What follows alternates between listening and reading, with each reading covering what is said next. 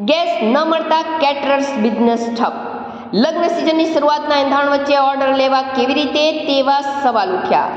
લગ્ન રસોડાના ઓર્ડરના બુકિંગ ઘટાડવા મજબૂર.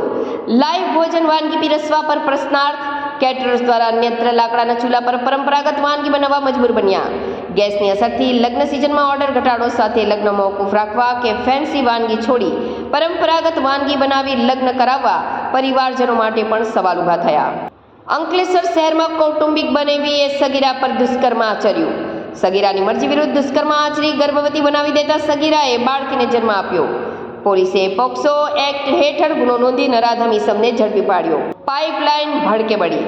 વાગરાના વૈયાલ ગામ પાસે નહેર પાસે અંડરગ્રાઉન્ડ પસાર થતી પાઇપલાઇનમાં ભીષણ આગ. ધુમાડાના ગોટે ગોટા દૂર સુધી નજરે પડ્યા. આગની તીવ્રતાને કારણે પીયુસીની પાઇપો બળીને ખાક થઈ. મારું નામ પરેશ છે. અમે દર વર્ષે સિઝનમાં લગભગ 35-40 ઓર્ડર કરતા હોઈએ છીએ. આ વખતે લગભગ યુદ્ધ ઇઝરાયલ અને ઈરાન વચ્ચે યુદ્ધના લીધે જે સિલિન્ડરની તકલીફ ઊભી થઈ છે, તો અમે ફરી જૂની પદ્ધતિ પર લાકડા પર આવ્યા છીએ. અને લાકડા થોડા મોંઘા પણ પડતા હોવાથી થોડી તકલીફ અનુભવીએ છીએ. અને જે ઓર્ડર ઓછા થઈ ગયા તે 10-12 ઓર્ડર પર આવી ગયું છે અમારું કામ. ને આગળ સિઝન ચાલુ થાય છે 10-11 તારીખથી.